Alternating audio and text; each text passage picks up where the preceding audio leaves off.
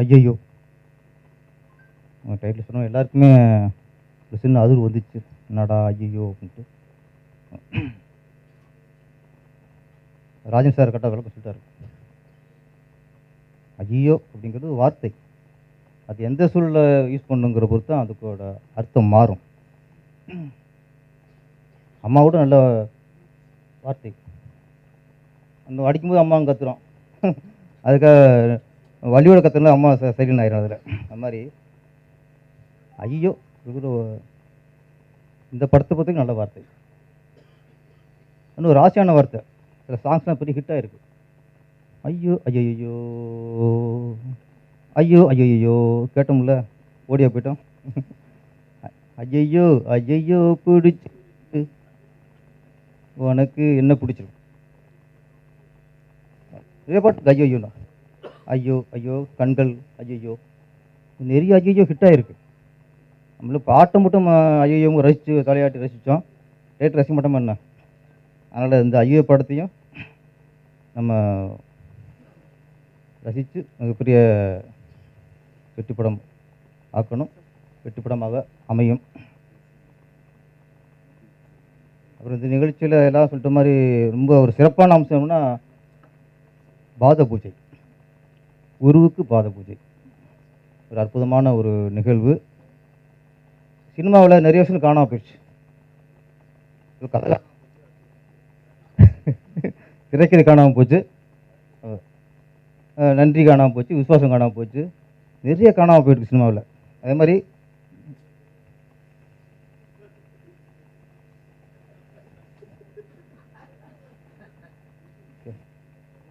Okay ஆமாம் ஆமாம் முடிச்சோன்னே. Okay, குரு சிஷ்யர் அந்த வார்த்தை இருக்குல்ல, அது வந்து பாலராஜா சார், பாக்கியராஜா சார் அந்த ஜென்ரேஷன் இருக்குல்ல, அதோடு காணாமல் போச்சு. இப்போ யாரும் கொஞ்சம் குரு சிஷ்யர் சொல்கிறதில்ல. இப்போ யாராவது ஒரு புது இயக்குனர் படம் பண்ணுறாரு, ஜெயிச்சுறாரு, அவர் பேட்டி கேட்குறாங்க, இதுக்கு முன்னாடி நீங்கள் யார்கிட்ட ஒர்க் பண்ணீங்க? 2 படம் அருண்கிட்ட ஒர்க் பண்ணேன். இன்னொருத்தர் கேட்குறாரு, இன்னொரு டேரக்டர், நான் ஒரு 3 படம் சிவாட்ட ஒர்க் பண்ணேன். இன்னொரு கேட்குறாங்க, நீங்கள் யார்கிட்ட சார் ஒர்க் பண்ணீங்க? நான் மகேஷ்ட ஒரு 4 படம் நான் ஒர்க் பண்ணேன். ஒர்க் ஷாப் மாதிரி போச்சு. சினிமாங்கிறது தொழிற்சாலை மாதிரி போச்சு. ஒர்க் பண்ணுறது ஒருத்தர் நம்ம கற்றுக்கிறது, குருகிட்ட இருந்து ஒரு சிஷ்யர் கற்றுக்கிற ஒரு அந்த பாரம், அந்த ஒரு கலைக்கூடம். அது கலைக்கூடம் வந்து இப்போ அவர்கிட்ட ஒர்க் பண்ணி இவர்கிட்ட ஒர்க் பண்ணேன். இதை நம்ம பட்டறையில் ஒர்க் பண்ணுறோம், ஹோட்டலில் ஒர்க் பண்ணுறோமா? அந்த குரு சிஷ்யங்கிற வார்த்தை அழிஞ்சிருச்சு. வார்த்தை பேர் அதிகமாக கேட்க முடியல.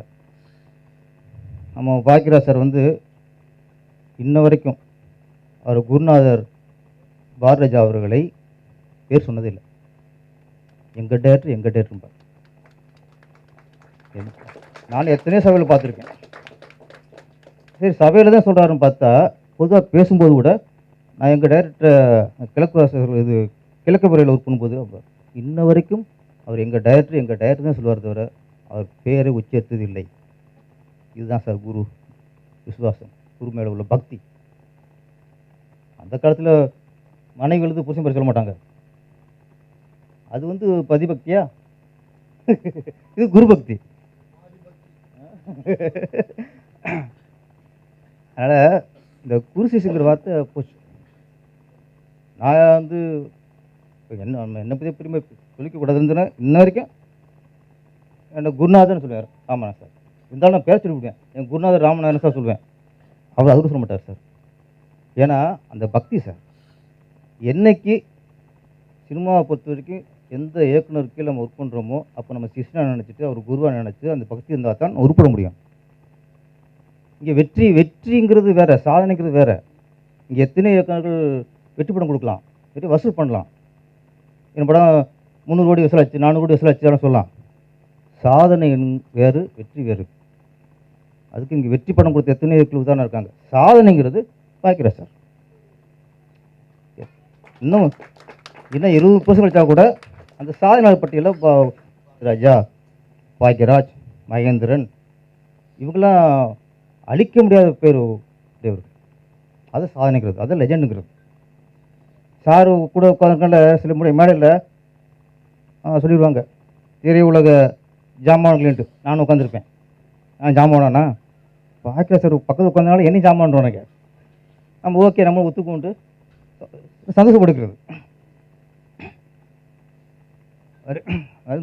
இன்னைக்கு நம்ம இயக்குனர் சிவ கணேசன், இந்த கணேசன் மரத்தான் பிள்ளையார் மரத்தான் வரும். முருகர் வந்து உட சுற்றிட்டு வந்து பழம் கேட்டார். இவர் அப்பா அம்மா சுற்றிட்டு வந்து ஞாபகப்படுத்த வாங்கிட்டார் பிள்ளையார். நம்ம இந்த சிவ கணேசனும் புத்திசாலி தான்.